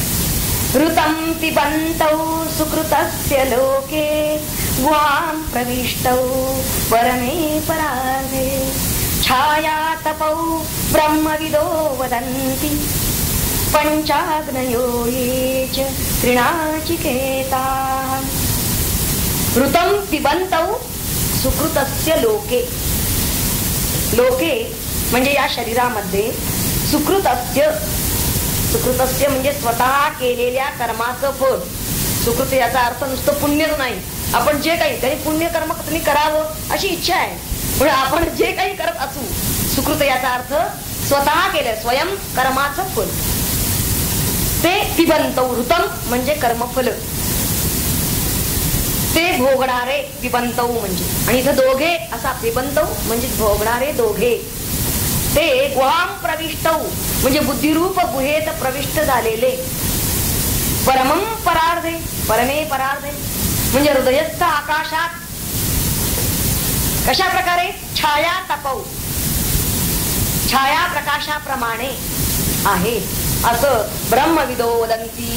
ब्रह्मवेत्ते असं म्हणतात. त्रिणाचिकेताः च पंचाग्नयोः ये म्हणजे हे सुद्धा तीनदा नाचिकेत अग्नीचे चयन केलेले म्हणजे यजन केलेले असे जे त्रिणाचिकेता आहेत ते आणि पंचाग्नी साधन करणारे असे गृहस्थ लोक सुद्धा असंच सांगतात. वदंती जसं ब्रह्मविदो वदंती तसंच पंचाग्नयो वदंती आणि त्रिणाचिकेता हेही वदंती. सगळ्यांचं मत असंच आहे. आता इथं ऋत असा शब्द आधी आलेला आहे. ऋतम ऋत म्हणजे कर्म आणि त्याची फल त्यांना जोडणारा जो धर्म आहे तो दिव्य धर्म असा खरं तर वास्तविक त्याचा अर्थ आहे. पण कर्मात त्याचं कारण असं आहे की कर्म केलं की त्याचं फळ आपल्याला अवश्य भोगावंच लागतं हे सत्य आहे. आणि हे सत्य म्हणून इथं ऋतम हा शब्द कर्मफल या अर्थी घ्यायचा. या मंत्रामध्ये ऋतम म्हणजे सत्यम परंतु ऋतम याचा अर्थ कर्मफल असा या मंत्रात घेता येईल. आता हे कशाचं कर्म तर ते म्हणतात की सुकृतस्य म्हणजे स्वतः केलेल्या कर्माचं. पिबंतौ म्हणजे भोगणारे.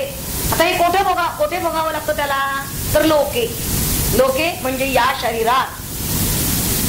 मृत्यूलोके असा अर्थ नाही नुसता तर या शरीरात भोगावं लागतं त्याला. आणि हे प्रत्येकाला अनुभवानं समजेल की आपल्या कर्माचं फळ आपल्याला या शरीरानंच भोगावं लागतं. शरीर ह्याच आधारामध्ये भोगावं लागतं. वास्तविक जीवच कर्मफल भोगतो आणि ईश्वर हा वास्तविक अध्यक्ष आहे आणि तो उदासीन आहे या बाबतीमध्ये. त्या कर्मफलाचा तो फक्त साक्षी आहे. पण तरी सुद्धा इथं पिबंतौ असं वचन आलेलं आहे द्विवचन. म्हणजे त्या भोगत्या जीवाबरोबर हा जो अभोक्ता साक्षी आहे त्याला सुद्धा इथं भोक्ता म्हणल्यासारखंच आहे पिबंतौ म्हणण्यामध्ये. आता याचं स्पष्टीकरण मात्र आपल्याला आद्य शंकराचार्य चांगलं देतात. ते म्हणतात की आपल्या भाषामध्ये त्यांनी म्हणलेलं आहे की इथं छत्री न्याय लागू पडतो. छत्री न्याय म्हणजे काय तर एखादा जर जनसमुदाय चाललेला आहे तर त्यामध्ये काही जणांच्या जवळ छत्र्या आहेत पण काही जणांच्या जवळ नाही आहेत.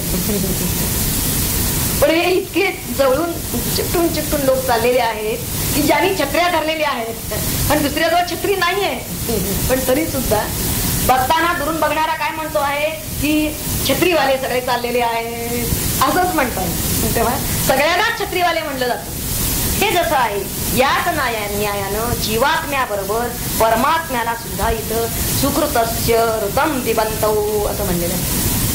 हे दोघेही जणू काही छाया प्रकाशाप्रमाणे आहे. छाया तपो तसे परस्पर विलक्षण आहेत. कसं आहे त्यांच्यामध्ये छाया प्रकाशाचं हे उपमा दिलेली पाहूया ना की छाया याचा अर्थ छाया याचा अर्थ संसारित्व, म्हणजे ज्याच्या ठिकाणी हा बाह्य आणि अंतर संसार आहे. आणि प्रकाश याचा अर्थ असंसारित्व, अजिबात त्याचा लेपही नाही त्याला. आत्मा हा सर्वव्यापी आहे आणि म्हणून प्रत्येक जीवाच्या हृदयात तो आहे. शुद्ध मी त्याचं खरं स्वरूप आहे, पण आत्म्याच्या शेजारी जणू काही त्याची छाया असणारा असा हा जीव राहतो. आता देहाचं नियंत्रण आणि त्याचं सगळं संचालन या दोघांच्याकडून होत आहे असं जरी आपल्याला वाटत असलं तरी सुद्धा त्यांच्यापैकी एक दुसऱ्याची छाया स्वरूप प्रतिमा आहे असं या मंत्राद्वारे आपल्याला दाखवलेलं आहे. आता छायेचं असं आहे की तिला स्वतंत्र अस्तित्व नसतं. ते फक्त प्रकाशाच्या संदर्भात अस्तित्व आहे असं वाटतं आणि ती छाया म्हणजे तिथं जी छाया ही उपमा दिलेली आहे ती जीवाच्या अहंकाराचं ते प्रतीक छाया असा शब्द वापरलेला आहे. हा अहंभाव म्हणजेच जीव. जीवभाव आणि अहंभाव वेगळा नाही. जीवदशा येण्याला कारण हा अहंभाव आहे. तेव्हा अहंभाव आणि आत्मतत्व, जीवभाव म्हणजेच अहंभाव आणि शिवभाव म्हणजेच आत्मतत्व. आता जीव आणि शिव आपल्या लक्षात आलेले आहेत, अहंभाव आणि आत्मतत्व. जसं व्यवहारामध्ये आपण एखाद्या पदार्थाच्या छायेवरून त्या पदार्थाचा अंदाज घेतो. ही उपमा का दिलेली आहे हे आपल्याला पाहिजे. त्यातलं त्यांचा हेतू काय आहे. जसं एखादी छाया बघून आपण त्या पदार्थाचा त्या व्यक्तीचा अंदाज घेतो त्याचप्रमाणे जीवाच्या ज्या जे काही मुख्य आपल्याला धर्म दिसून येतात, मुख्य गुण दिसून येतात त्यावरून त्याच्या आत्म्याचा अंदाज येऊ शकतो. कसा तो पहा. जीवाच्या ठिकाणी मुख्य 3 धर्म किंवा गुण आहेत. जीवाला आधी वाटतं की आपण नेहमी असावं, मी आहे हे आत्मभान त्याचं सदैव आहे. दुसरं असं आहे की त्याला जाणीव आहे सर्व जीवांना, अगदी कीटकापासून. आणि तिसरं असं आहे की त्याला नेहमी सुखाची सुखच असावं अशी ओढ आहे. सदैव सुखामध्ये आपण असावं असं त्याला वाटत आहे. याचा अर्थ सत, चित आणि आनंद हे 3ही धर्म किंवा 3ही गुण हे मूळ आत्म्याचे आहेत आणि ते जीवामध्ये अल्पांशाने प्रगट होतात. जसं प्रकाश असल्यामुळे छाया आहे. जर आपण म्हणजे जीवामध्ये म्हणजेच आपल्या अंतःकरणामध्ये जर अगदी खोल खोल शिरू लागलो तर आपल्याला, कारण हे ज्या अर्थी बाहेर प्रगट होत आहे हे सत, चित आणि आनंद हे धर्म, त्या अर्थी ते निश्चित अंतर्यामी आहेत. आपण आपल्या अंतःकरणात अत्यंत खोल खोल जर जाऊ लागलो तर आपल्याला हा आत्मशोध नक्की लागेल, आत्म्याचा पत्ता आपोआप लागेल, हा अंदाज बांधला आहे. तेव्हा याचा शोध घेण्यासाठी हा आता कोठे स्थित आहे हे आपल्याला पाहिलं पाहिजे. या मंत्रामध्ये त्यांनी म्हणलेलं आहे गुहाम प्रविष्टौ. कुठे? परमे परार्थे. हा सुंदर शब्द आलेले आहेत. गुहा म्हणजे बुद्धिरूप गुहा, हे मागे येऊन गेलेले आहे आपल्याला. तेव्हा त्या गुहेमधील परम परार्धात हा स्थित आहे, हा प्रविष्ट झालेला आहे. परम म्हणजे श्रेष्ठ आणि परार्ध म्हणजे परब्रह्माचं स्थान. पर तेव्हा देहाश्रित आकाशाच्या अपेक्षेनं, देहास्थित आकाश जर म्हणलं कुठलं तर बुद्धी आहे आणि बुद्धिस्थ आकाश हे जसं श्रेष्ठ आहे त्याच प्रकारे त्यातच परब्रह्माचा साक्षात्कार आपल्याला होणार आहे. म्हणजे बुद्धीचाही अंतरंगाचा गाभा त्याला म्हणता येईल. इथं तरी म्हणलं ना की परमात्म्याने सांगितलं की मी तुझ्या हृदय स्थिर आहे किंवा हृदय शेर तिष्ठते. आता हृदय हे ज्याला म्हणलेलं आहे ज्याला हृदयाकाश असं म्हणलेलं आहे. हे हृदयाकाश ज्याला म्हणलं जातं हेच इथं सांगितलेलं परमपरार्थ. याच ठिकाणी परब्रह्माचा साक्षात्कार होत असतो. तेव्हा या परमपरार्थात म्हणजे हृदयस्थ आकाशामध्ये हे दोघे प्रविष्ट झालेले आहेत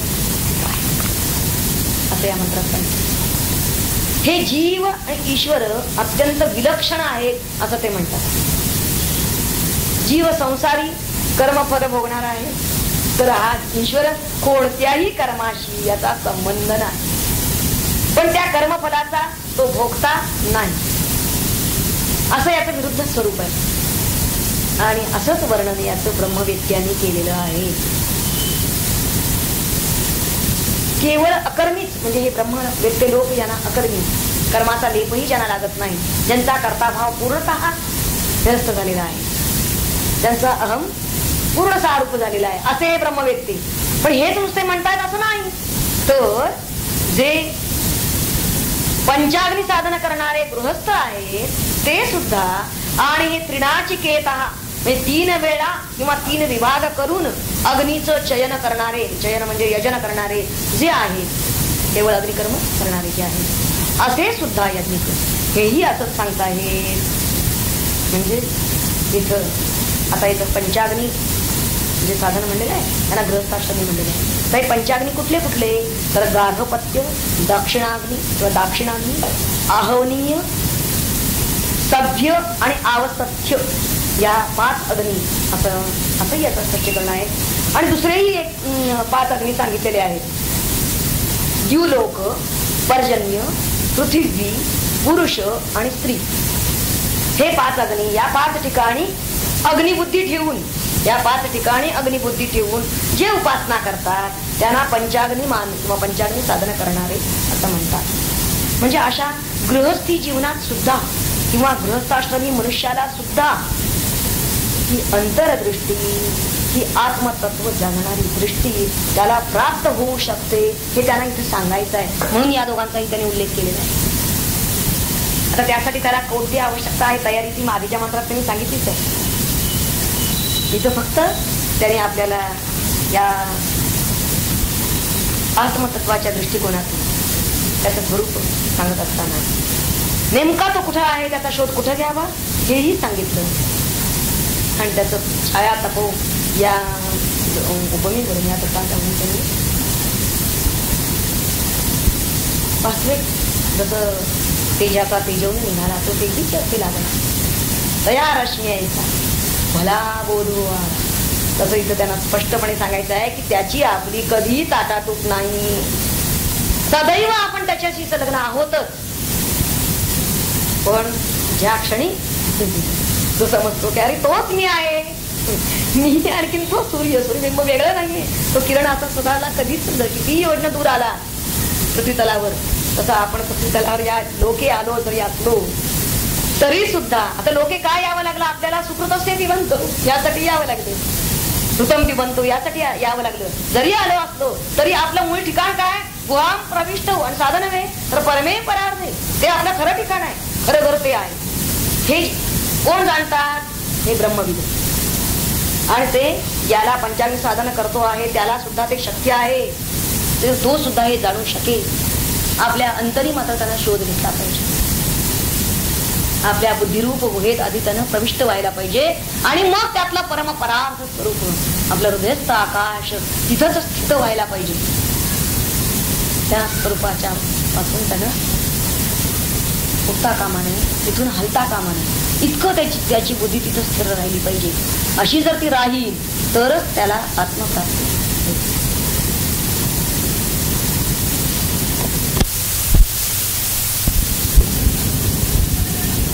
बरी असे हे घडण्याची साधका असावा निरभिलाषी, आसक्ती त्याच्या अंतराची मुळी नसावी भोगावरी, सदाचारा धरून ठेवावे साधे वर्तन, अर्थकामाचे सेवन असावे की शुचितेने, विषय सुखाची आसक्ती जन्म देते पापा प्रती, इंद्रियांना विषयी प्रीती म्हणून त्यांना आवरावे. इंद्रिये होता संयत चंचलता सोडते चित्त, मग सहज समाहित साधनेमध्ये होते ते. चित्त असे एकाग्र होता जाते त्याची चंचलता, भटकण्याची स्वैरता नुरे आता त्या ठाई. शुद्धता जयाच्या हृदयाच, शांततयाचे मानस, ऐशाच त्या साधकाच जवळीक साधे आत्म्याची. परवरची ध्यान धारणा, यांत्रिकतेची उपासना, देखाव्याच्या प्रवचना मूल्य येथे काही नसे. सर्वत्र भरला असून आत्म्याचे ना लाभते ज्ञान, एकच त्याची साधन वाढवावी योग्यता आहे. कास धरता साधनाची, रत उंचावे योग्यतेची, महत्ता निष्ठा भक्तीची तीच शुद्ध शिलासवी. येथे शंका अशी येते, श्रम करावे कशात ते, मिळवा या योग्यतेचे प्रयत्नाने परोपरी. परमात्म्याच्या कृपेवरी अवलंबून सिद्धी सारी, मनुष्य काही न करता तरी वाट बघावी स्वस्थपणे. परी हे सारे भाषण अज्ञानाचे असे पूर्ण, अथवा वंचक तत्वज्ञान बोलविते गंभीर. असेल माझा जरी हरी तरी देईल खाटल्यावरी, असे मानून संसारी आळशी का राही कुणी. विषय सुखासाठी नीट करी सारी खटपट, पूर्णपणे होऊन धीट नीती न्याया सुगारून. आणि परमात्म्याच्या विषयात तेवढे वसावे आळसात, हे ना खरे तो लोकात लंबाचार ठरे पुरा.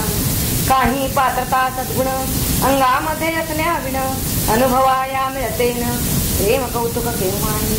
तज्ञ रसिके डोलावे असे गायके अपेक्षावे, तरी मधुर गायन हवे संभाळून स्वरताला. माधुर्य आणि प्रसाद ओझ असल्या काव्यामध्ये निज, प्रतिभावंता त्या सहज भावा मिळे रसिकांची. पतीच्या प्रसन्नतेतून सौख्य सारे मिळवी गृहिणी, परिती असल्या पाधाणी तिने काय अपेक्षावे. अशी ईश्वरी प्रसन्नता मिळण्या पाहिजे पात्रता, पूर्ण काम त्या भगवंता गरज नाही कशाची. मानवाच्या वाचून काही त्याचे कोठे अडत नाही, ईशा पुढती पृथ्वी इच्छा आहे प्रमाणाने. जरी आपणा तळमळ आपुल्या उद्धाराची असेल, तरी पणा लावून बळ यत्न करणे भाग आहे.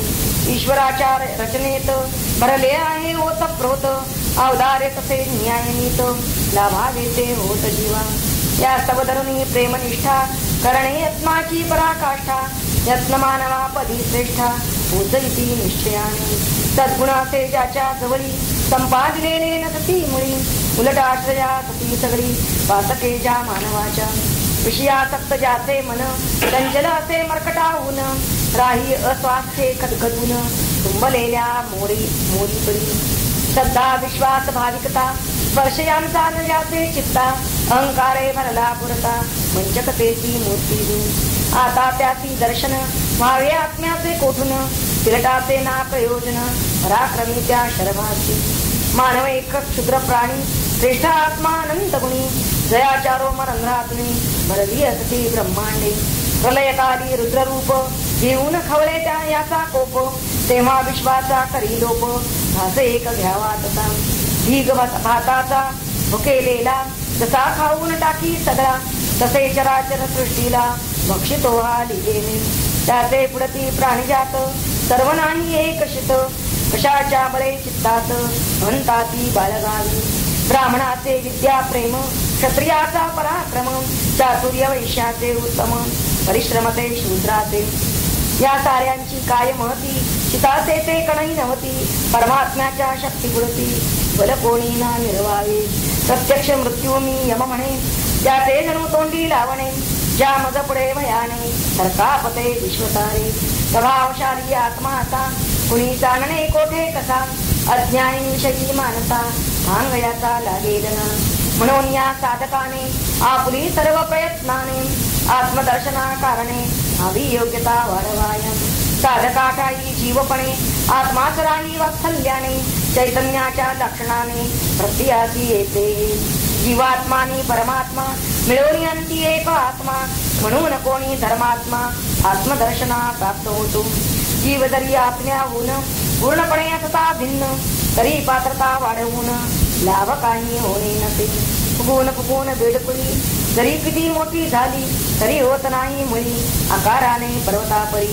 तशी असे ही परिस्थिती जीवा आत्म्याची एक जाती म्हणून वाढता योग्यता ती आत्मलाभ जीवावरे थेंबाणी सागर हे जलाचे नामांतर म्हणून या सागराकार थेंब होतो तत्स्पर्शे हे लक्षात येण्या पूर्ण धर्मराज करी विवेचन नीट ठेवून अवधान ऐकत होता नचिकेता जीव करता भोगता ज्ञाता आत्म्याठाई ज्ञेयता प्रेरका आणि फलदाता जीव संबंधे होतो तो कर्मे जीव करी सकळ तोच त्याचे भोगी फळ तेथ आत्माचे निर्मळ फलदाता या रूपाने जीवा करवी जे जे घडते बरे वाईट कृत्यते ते ते अवश्यपणे त्यातून येते उद्या भोगरूपी फळ करता आणि त्याची कृती भिन्न यांची अवस्था स्थिती देणे भोगाची आकृती नाना रूपे प्रत्ययाई फल मिळते सत्वर कधी लागतो उशीर लहान मोठे येई प्रकार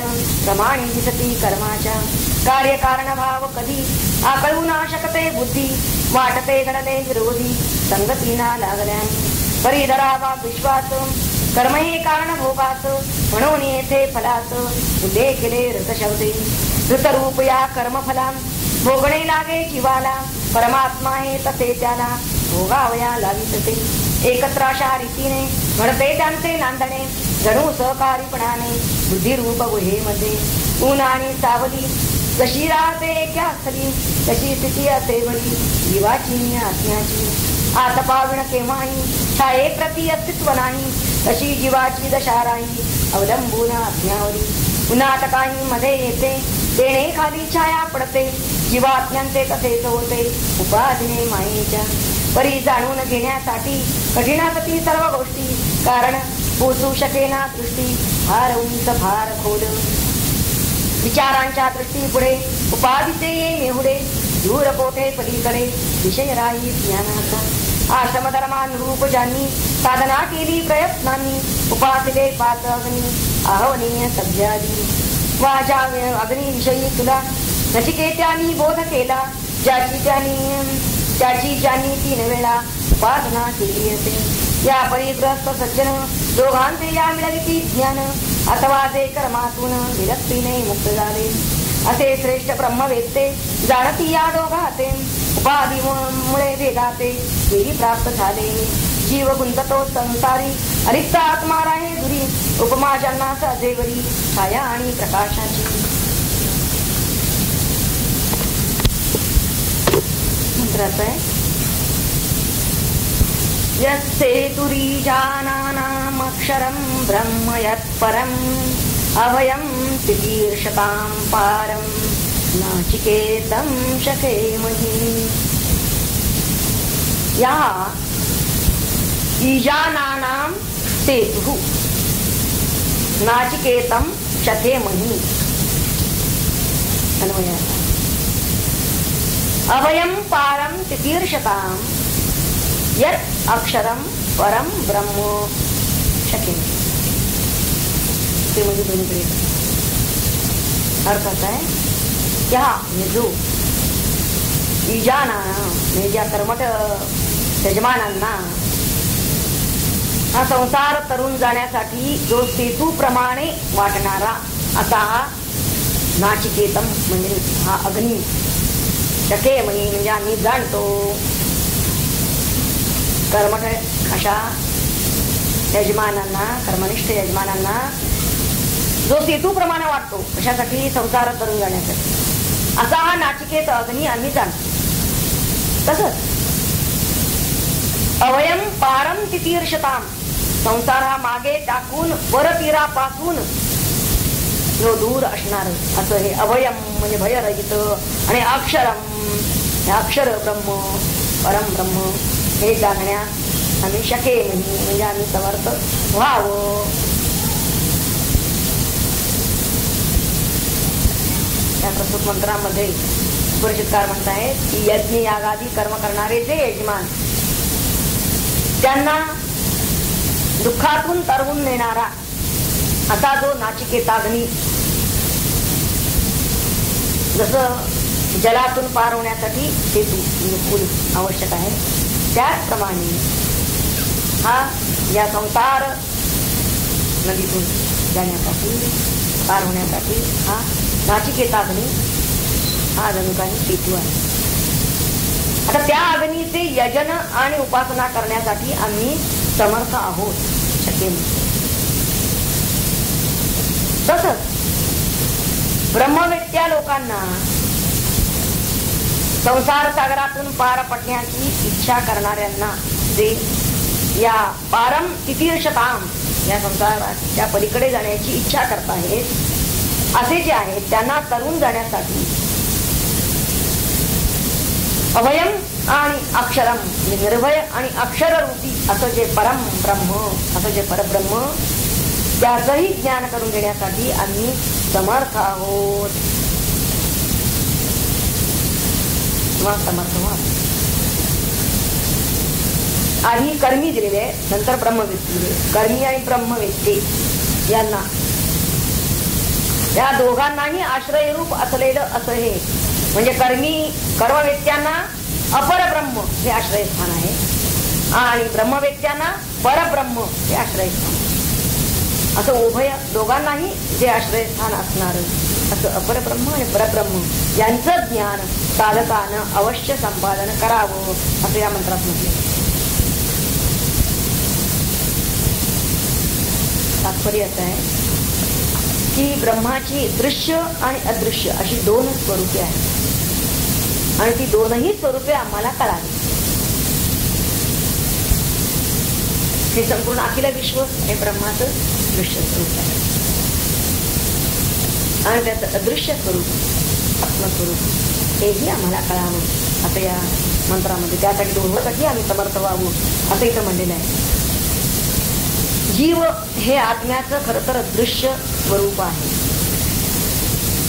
तेव्हा जीवानं आपला संकोच करून घेतल्यामुळे तो कर्माधीन झाला. जे कर्मठ यजमानांना म्हणलेलं आहे ते तो कर्माधीन का बनला? कारण त्यानं आपला संकोच करून घेतला. वास्तविक तो आणि कसा सर्वव्यापी आहे, मूळचा आत्मस्वरूप आहे. पण तो आपल्या शरीरापुरतच स्वतःला समजतो, मर्यादित समजतो, एकदेशी समजतो आणि असं त्याला समजलेला आहे म्हणून तो कर्मावर येतो, देहावर येतो म्हणून कर्मावर येतो, कर्माधीन बनतो आणि कर्मामुळे त्याला आपोआप बहिर्मुखपणा येतो. जेव्हा आपण अत्यंत अंतर्मुख असतो त्यावेळेला आपण कर्म करतो म्हणजे कर्मानच बहिर्मुखपणा येतो. म्हणून सगळ्या अखिल क्रिया का थांबवायला सांगितल्या अंतर्मुख होत असताना? तरी बहिर्मुखता मोडावी आणि बहिर्मुखता जितकी जास्त तो बहिर्मुखपणा तितका जीवाला त्या ठिकाणी म्हणजे जीवावरती कोश आवरण अधिकाधिक होत जातात म्हणून त्याला फुगवटा जास्त आहे आणि म्हणून त्याला आत्मदर्शन होण्याला अटकावे. त्यांना आत्मदर्शन करून घ्यायचं असेल तर त्या जीवाला अंतर्मुखच व्हावं लागेल. अंतर्मुख होण्यासाठी त्याला कर्तेपणाचा अभिमान त्याच्या ठिकाणचा लोप पावला पाहिजे. किंवा या मंत्रामध्ये त्यांनी आपल्याला दोनही दृष्टीने आपण शक्य व्हावं. नाचिकेताग्नीचं आपल्याला ज्ञान म्हणलेलं आहे की हा हे ज्ञान ज्याला प्राप्त झालेलं आहे. परंतु ज्याला अक्षर परब्रह्माचं ज्ञान ज्याला करून घ्यायचं आहे ते प्राप्त करून घेण्यासाठी आम्ही समर्थ व्हावं अशी इच्छा अशी प्रार्थना या मंत्रामध्ये केली. आणि असा जो कोणी अंतर्मुख झालेला जीव असेल त्या जीवाचं वर्णन आता पुढील मंत्रांमधून करणार आहे. अंतर्मुख झालेल्या पुढचे जे मंत्र आहेत यामध्ये एक सांग रूपपेश आहे, ते प्रसिद्ध आहे.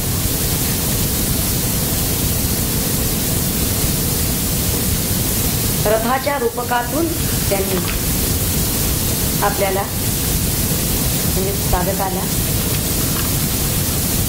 उत्कृष्ट मार्गदर्शन केलेलं आहे. मंत्र तिसरा पाहूया. आत्मानं रथिनं विद्धि शरीरं रथमेव तु बुद्धिं तु सारथिं विद्धि मनः प्रग्रहमेव च. आता याचा विग्रह अन्वय जसाच असतात. आत्मानं रथनं विद्धी म्हणजे जाण, शरीरम रथमेव तू, बुद्धिं तू सारथिं विद्धी, आणि मन प्रग्रहमेव च. आपलं शरीर हे काय आहे? रथ आहे. शरीरम रथमेव, आणि आत्मा आत्मानं रथिनं विद्धी, आत्मा हा रथी आहे. रथी म्हणजे रथाचा मालक आहे. आणि बुद्धीं तू, आपली बुद्धी सारथीं विद्धी, सारथी आहे. आणि मन प्रग्रहमेव च, मन हा लगाम आहे. प्रग्रह तो लगाम.